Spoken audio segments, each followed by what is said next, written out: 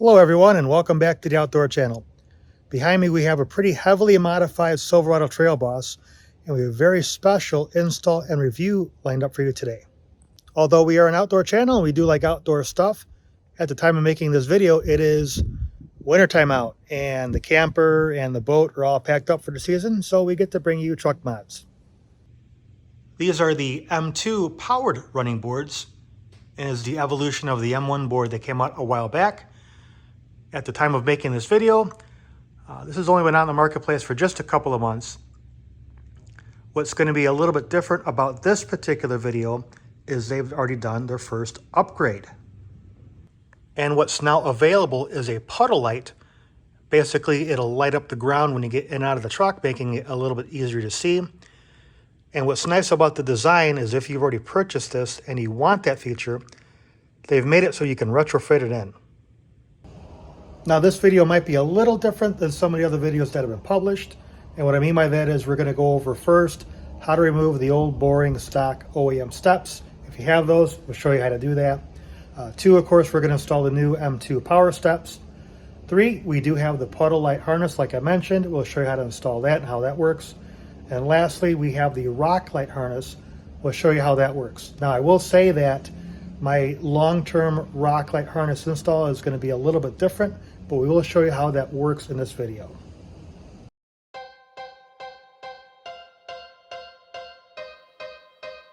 Welcome to the outdoors.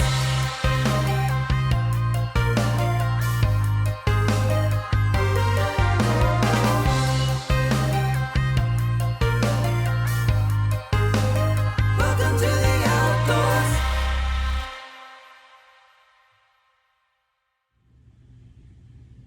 If you're not already familiar with who Boost Auto Parts is, they're a local U.S. company just outside the city of Chicago. They basically got their start in making wire harnesses for vehicles, things that modify how BCMs or body control modules work, change lighting functions on vehicles, all kinds of really great stuff.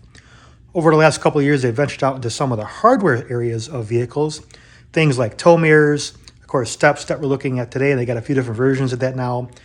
Key fobs, wireless phone chargers, all kinds of really great stuff, and they continue to grow. They're really great people. I got the opportunity to do a site tour earlier this year. They make all their stuff in-house, nothing's farmed out, and it's really impressive. All right, we're gonna go ahead and tear into this box here. This is known as the bracket box, and it's extremely well packed.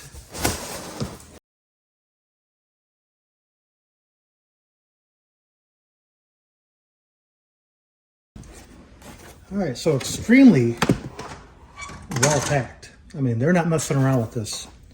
Really nice thick insulation here.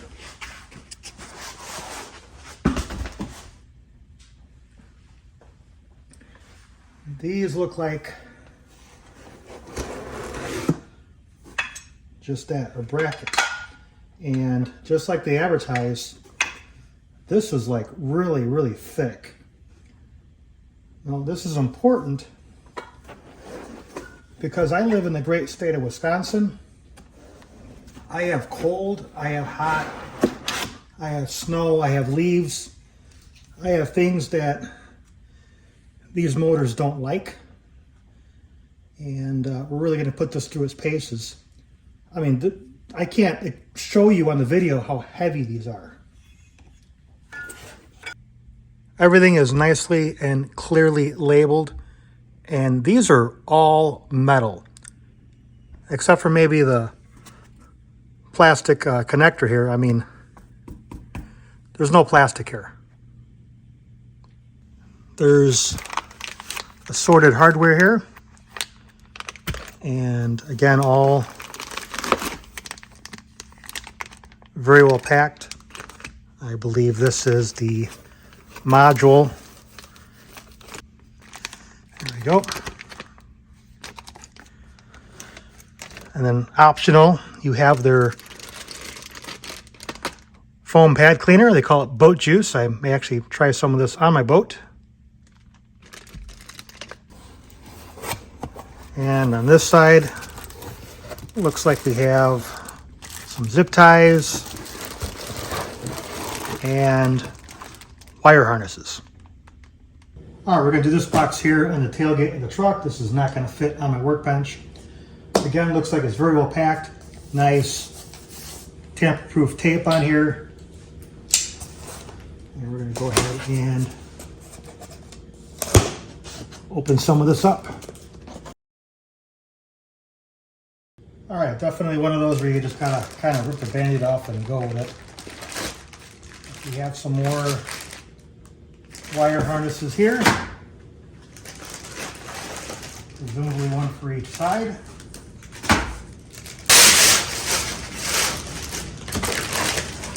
Lots of wire harnesses. But we did get lots of options. And here is our new step. And as you can see, we got the foam pad added to this. In the hex, they have a few different options, a plane, a hex, and a triangle, with the Boost Auto logo here in the middle. This will go, I think, reasonably nicely with the few red accents we have in the truck. The black and red Z71, the red toe hooks, although this red is clearly a little bit more brilliant than those other reds on the truck, but it'll still look nice. And of course, there is the light strip. Here's everything that came with the kit, minus the steps. Lots of wire harnesses. Again, in my case, I did order the rock light function and the puddle light function. So I've got a few extra harnesses here that we'll have to install. Before you throw your packaging away, make sure you got all the little stuff like this out of it, so you're not looking for something later.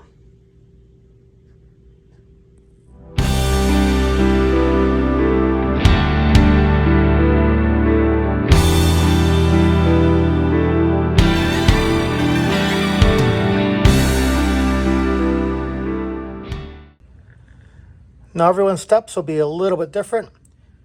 These happen to be GM steps, and there's 3 attachment points to the truck. You can do it a couple different ways. We can either just drop the steps from the truck, or we can detach the steps from the brackets and then the brackets from the truck. I'll probably just pull the brackets from the truck and leave the step on if that's easier. We'll see how this goes.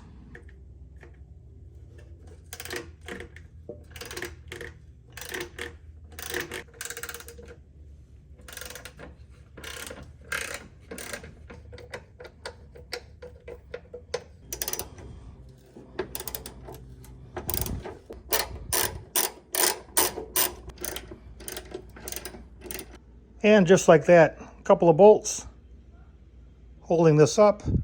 Might be helpful to stick something like this bin underneath it to keep it from falling on you. Ready to move on to the other side.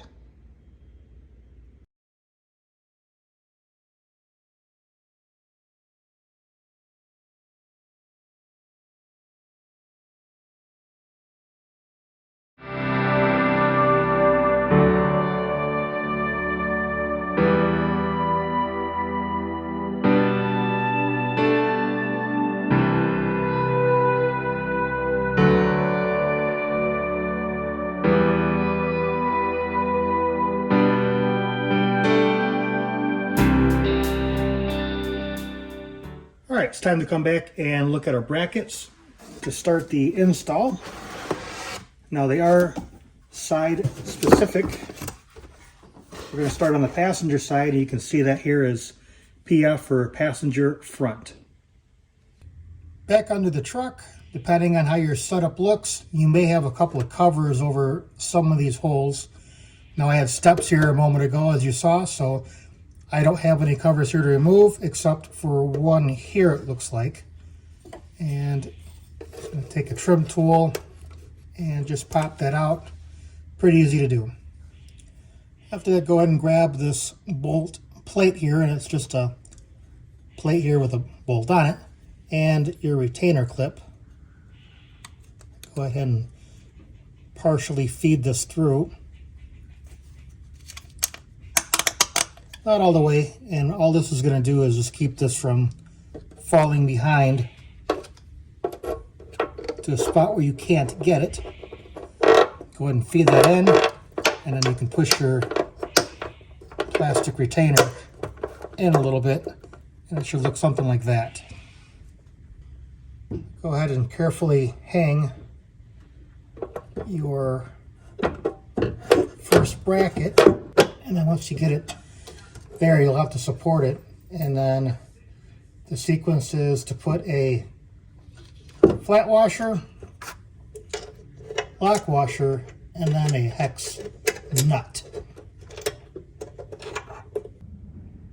Should look something like that when you're done. Now that first bolt was probably the hardest of the group. The next one I'm going to do is the bolt here at the bottom. And don't forget your flat washer and your lock washer when you go to install this. And then there's one more way up top there. You can see I have it partially threaded in, second hole in from the end. Go ahead and secure all of these in, but don't over tighten because we may have to make some adjustments later.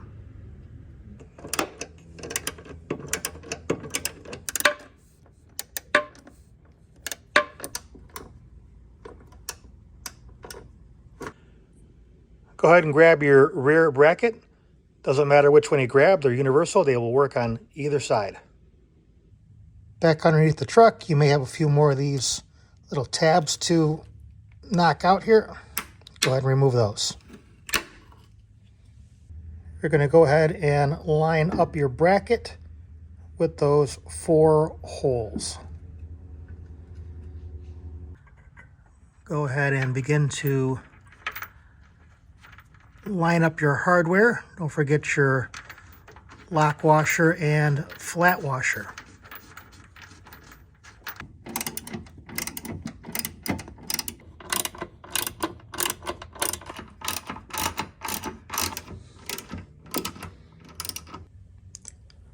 Now, just in case your factory wire harness here in this loom makes contact with the motor, they do give you an extra piece of foam, and it's a peel and stick that you can apply to the top here to keep the motor from making contact with the loom.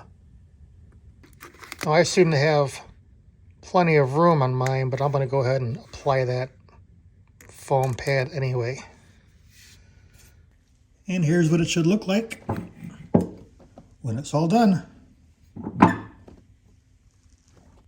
And the front, don't worry about these wire harnesses for now. We'll clean it up later. All right, 2 down and 2 to go. The install on the driver's side will be exactly the same. Do keep in mind that the motor brackets are specific to each side, so driver's side front.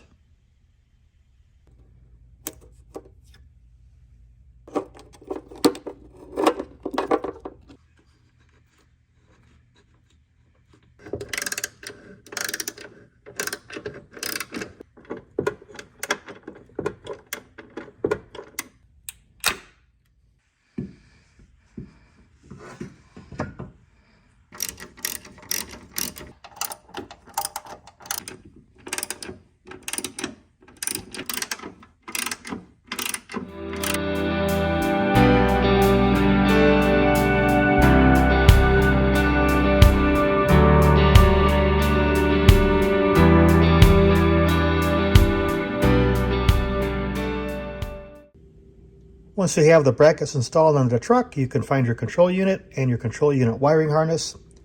Here's the unit itself. Just keep this handy. We're going to cover this here in a little bit. They've included some sticky weatherproofing stuff there. This is the main part of the harness that will plug into that control unit here. Again, we'll cover that in a little bit. Out of the main loom, you'll see it branch off into a few different areas. Some of those will go into the battery. Others will connect to each motor on each side of the truck. They've got them labeled there and there. These are the next two wire harnesses that you will need to find. And they look very similar. Now Boost makes the system modular. You can customize what options you want or don't want. And so you'll notice that these ends are very much the same. These control the lights themselves, whereas the last wiring harness we looked at controls the motor function. You'll need to run these at the same time when you run your wires. Now, they're different.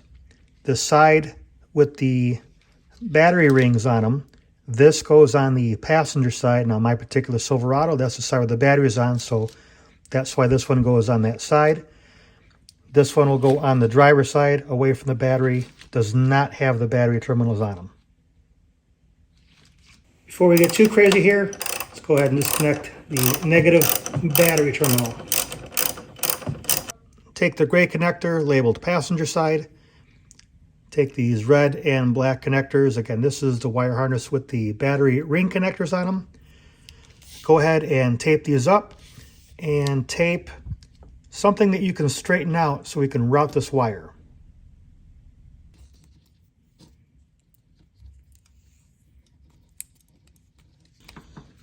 Doesn't need to be pretty, just needs to be secure.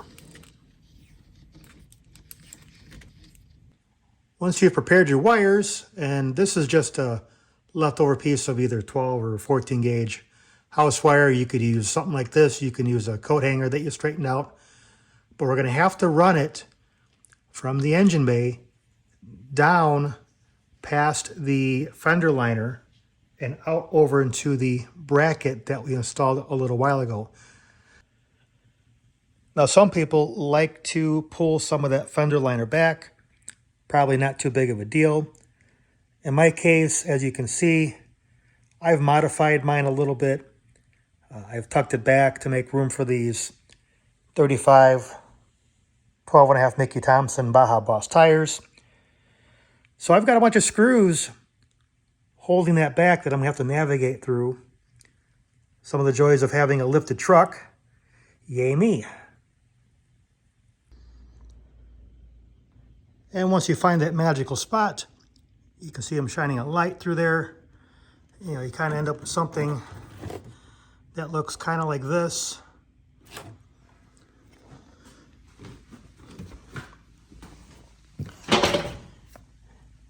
And coming out the bottom like that. So back over at the bracket, you'll just need to go and find your various different wire harnesses here. So you got the gray one tucked behind here, and then you'll have a set of them here. Now, they will come attached like this middle one is here. I've gone ahead and taken these apart. You have to take all of them apart to be able to plug everything in.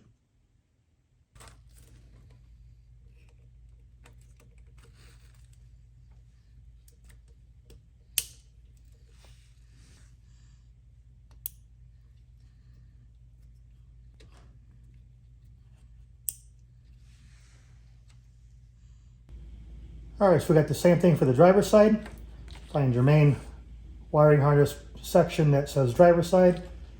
Grab your M2 lighting function wire harness. Again, this is the one without the battery rings. Tape them up, get your wire or coat hanger, whatever have you, and start to have fun.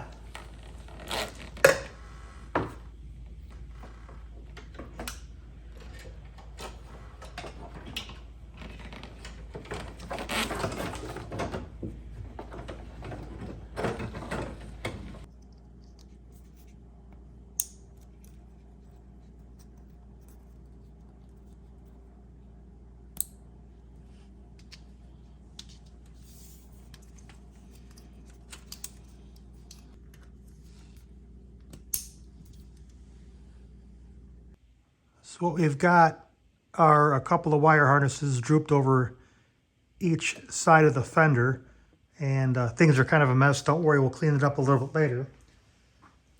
Next step is to take this white part of the M2 harness from each side and simply connect those.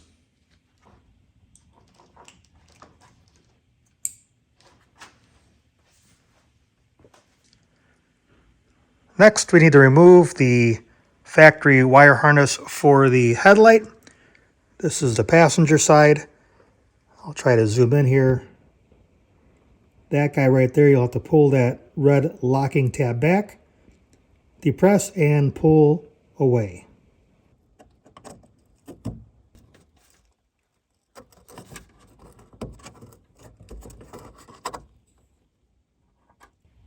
This is the boost plug and play adapter for the headlights. I'm telling you, listen to me. Spend the extra couple bucks and get this adapter. Now we just unplugged the headlight. This goes back into that headlight housing. The headlight harness goes into that female portion of the adapter. And this is the remaining wire of the Lumastep wire harness on the passenger side. And it's just a matter of connecting that. And if you ordered the rock light harness, that'll plug into the white wire.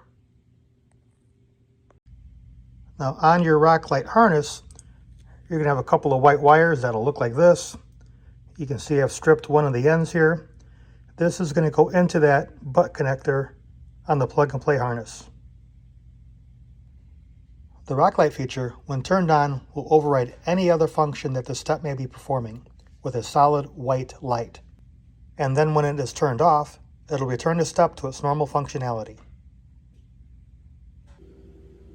I would suggest running your M2 light harness through this cavity here, and then making sure that everything is locked into place and all tidied up.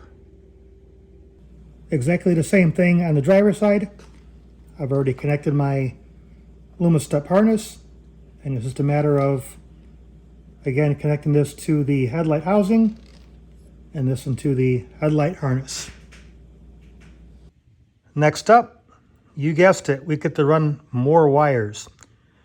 Now this thin piece here is part of the main wire harness. It'll have a white and red and yellow red wires at the end.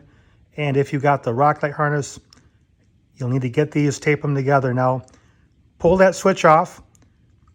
They just pull off the terminals there. And we're gonna have to run these through a grommet that goes into the cab behind the battery there. Once you're ready to run your wires into the cab of your truck, you'll need to come to the passenger side, and if you have this module, go ahead and release the tab and go ahead and pull this out.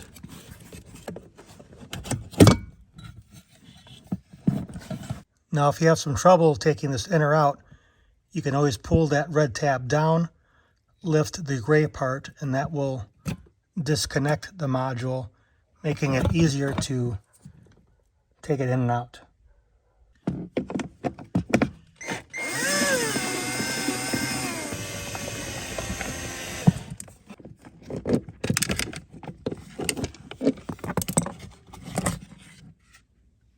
And of course, up here in the most unopportune spot, that is your grommet going through your firewall.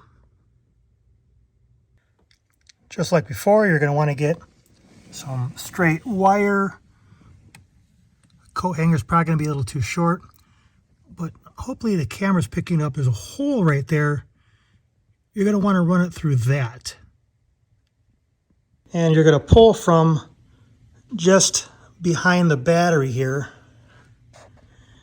You can see where that hole exits.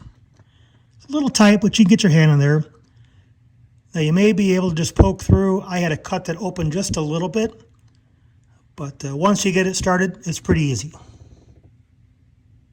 And just like before, go ahead and tape your wire harness to your, in my case, wire. We're going to run this back through into the cab.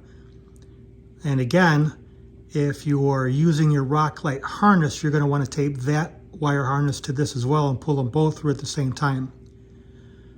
I happen to have other plans for the rock light harness. I'm going to put an auxiliary switch here on top of the battery down the road, so I'm going to omit that step for now.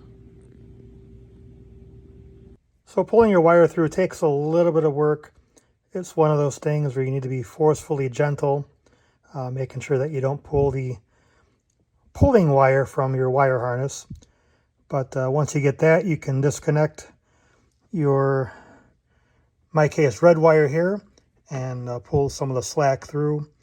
And since this is a crew cab with a center console, we are going to run that wire up under there in that cavity up to the other side.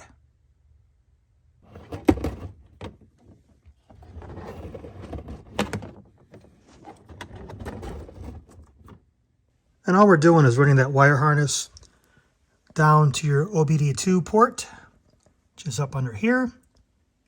We'll have to take that down. It's being held by 2 bolts.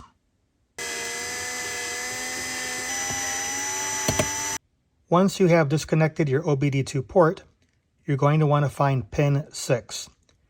Now the orientation does matter. The smaller tapered end is the bottom. In my case, this is a blue wire, and you are going to want to hook up the white high signal wire to the blue wire. Next, you're going to want to find pin 14. In my case, this is a white wire, and you're going to want to hook up the yellow low signal wire.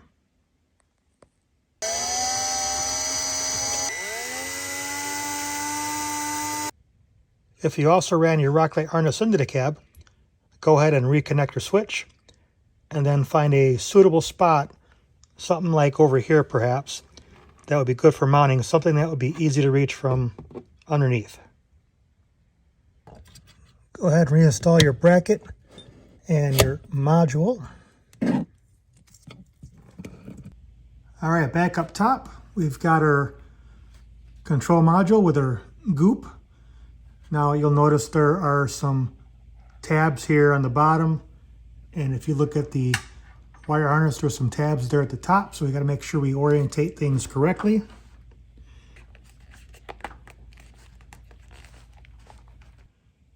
We're going to go ahead and remove the top cover to our battery here, the tab on either side, and it just lifts off like this.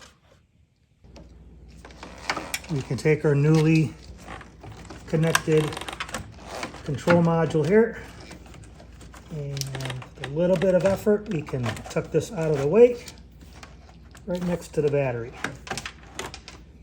Biggest thing is keep it away from heat, keep it away from anything that might be moving around. Now that we've seated that, we're going to go ahead and take off that nut right there. Now go ahead and place your rings for your power steps and your M2 lights.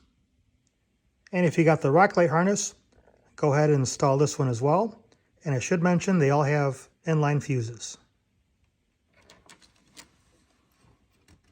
We're going to go ahead and do the same thing with the negative battery terminals. There's a few different bolt positions that you can use, but this large one here is what is recommended.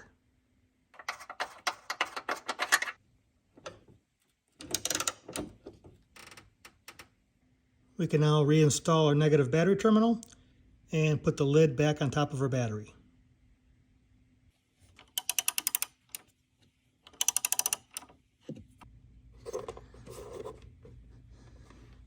Now at this point, I have not yet gone through and cleaned up my wiring. There's kind of 2 different thoughts in this. One is clean it up as you go. Another one is get it installed and check and make sure everything works, and then clean it up. You'll have to determine which one is better for you. And here's a quick test of exactly what I mean by that. I'm going to go ahead and open the door here. And as you can see, the bracket deployed, but off camera, what I realized was one of my T-taps wasn't connected all the way and it didn't work. So I'm going to go ahead and fix that and re-secure it.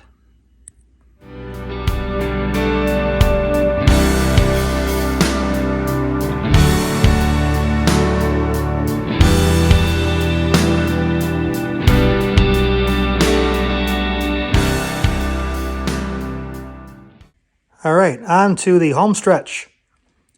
Installing the boards themselves. This is pretty straightforward. First thing you'll have to do is lock your bracket in the down position.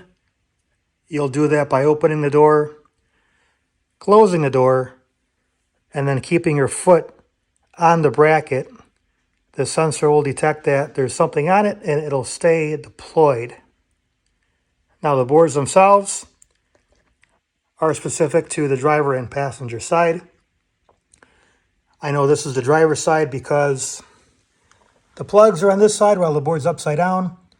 And when I flip it back around, the Boost Auto Parts logo will face me and the light bar will face me. All you gotta do is take your 10mm bolts, put them in a track, take 2 of them, bring them down to approximately where the brackets are. Does not need to be perfect at this point. We just want to get things started to line up. Now there's no super duper secret fantastic way of lining this up. It's basically just feeling your way under there until the bolts drop through the holes and doing it for all 4 bolts.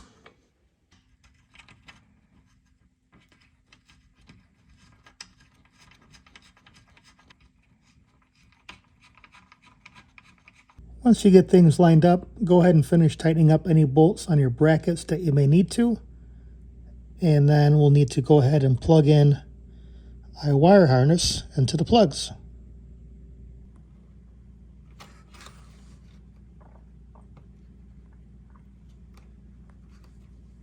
Now before you tighten your 10mm bolts on the bottom down, you'll need to determine how far forward or backwards you would like your step.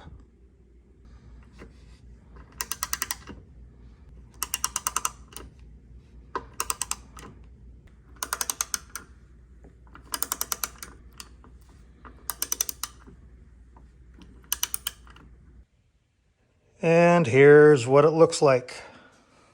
Go ahead and open the door.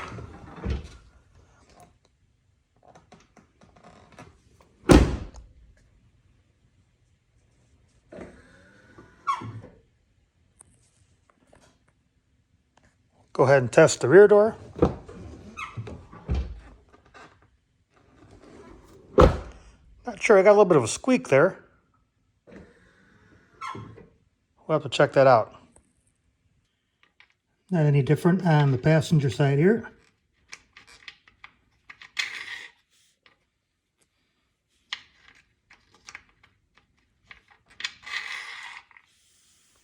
So one of the things I found as I am going through and tightening up this bracket, making sure that the board is sitting flush, is the bracket was a little bit on an angle. And if you watched earlier in the video, you might be remembering me say, hey, this motor is not hitting the harness, but I put this little foam pad here anyway, and I'm glad I did because now that I straightened it out, it's hitting the harness. But the board is now sitting flush. Now this is where I've landed with my steps. Now I have a unique truck. Yours may be a little bit different, but I measured 12 inches from this big tire to the tip of the running board on both sides.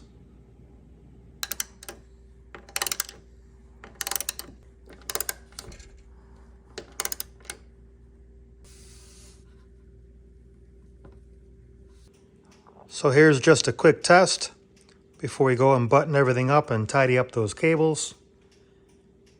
That's just beyond cool.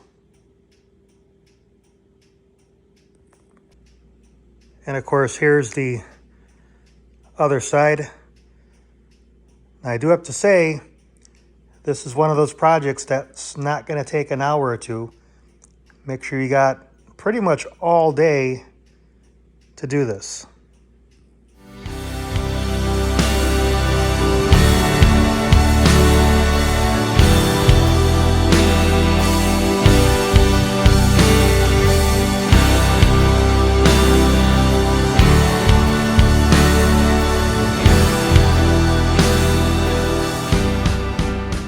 All right, next is the optional puddle light harness. Now this is an inline harness. It goes into the connector for the board and the connector for the M2 light.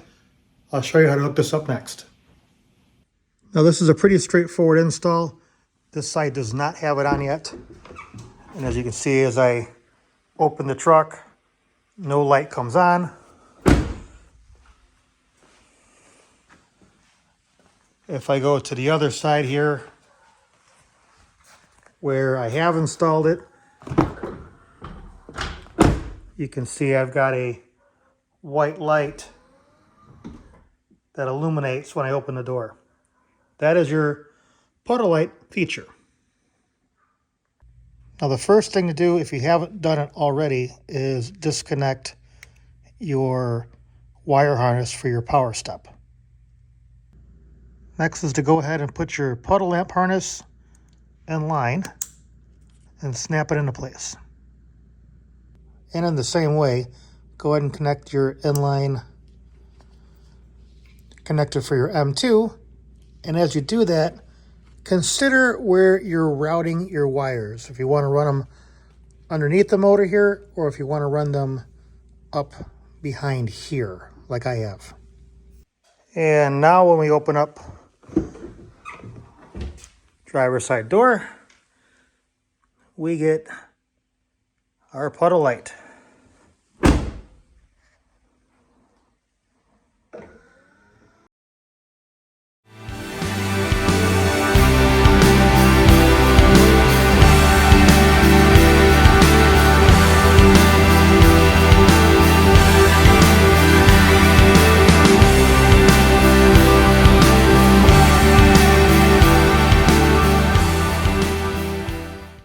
Now, as we work to clean up our wiring, it's really a lot more about personal preference. I've pulled out most of my harness out of the engine bay, and I've tucked it up underneath the door here with a couple of zip ties. And then, of course, make sure you keep the rest of your wiring out of the way of the bracket and motor. So as I'm tidying things up here, I've noticed I got a little bit of a squeak here.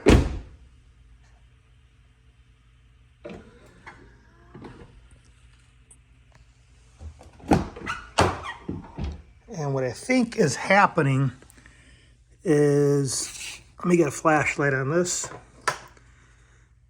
That piece of what looks to be rubber there is rubbing on the track. So I'm going to see if I can adjust that or maybe lubricate that a little bit. See if it'll get rid of my squeak. So it looks like a little bit of WD-40 is all it needed. Now if I close the door,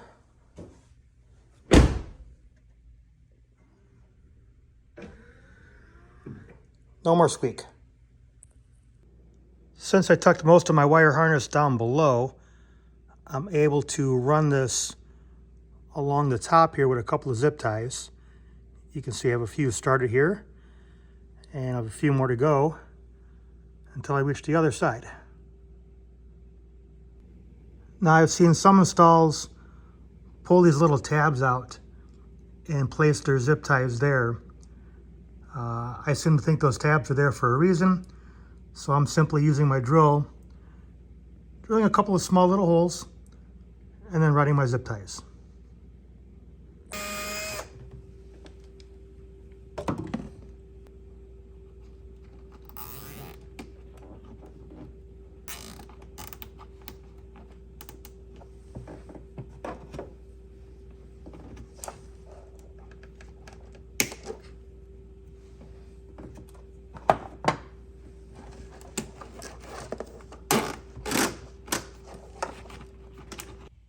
All right, we've got that all the way across, nice and clean. Biggest thing to keep it away from heat and moving parts. I've seen some other installs where they ran that cabling up through the front here somewhere. That's okay too, and it's probably a little bit easier to reach. I just thought this was a little cleaner. And now it's really just a matter of tucking this in nicely, and I think we're about there.